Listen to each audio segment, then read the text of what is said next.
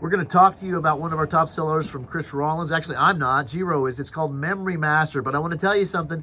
There's no memory involved. Tell me about it, Giro. Okay, so this comes in the guise of a game that you would play with your friends, a memory game.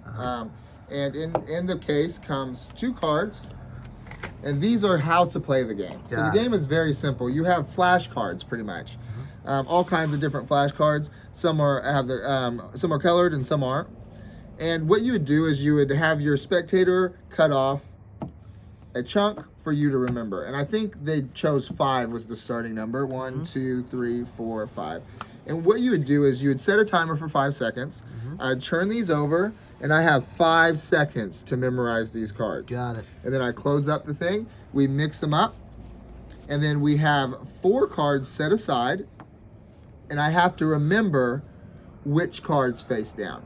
Which card is not up? Yeah, got it. And so that means what would be my memory, and that is a comet, like a meteor, and it was colored, and it was fire. Okay, so it was fire.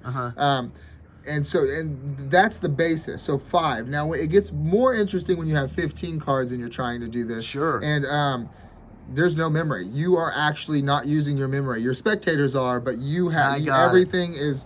So they're all like freaking out, like you got the greatest memory in the world. Correct. The second part of the trick that you can do is just the memory of which colors they are. So say they took off a pile and they'd give you 5 seconds to memorize these. Now these are really not mixed up, so I'm going to give these a mix first just to show you kind of how this works.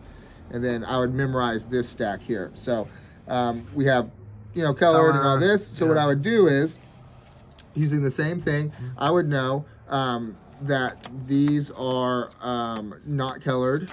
Just because my impressive memory, of course, that's amazing. And actually, yeah, I think that would be it. And so now you can see that I've memorized that these were all black and white, and these and those are colors. And he has an insanely great routine that is about an 8 to 10 minute routine where he goes from the start, like I said, and he just builds it up until he just does the full deck, memorizes everything, and just blows your spectators away.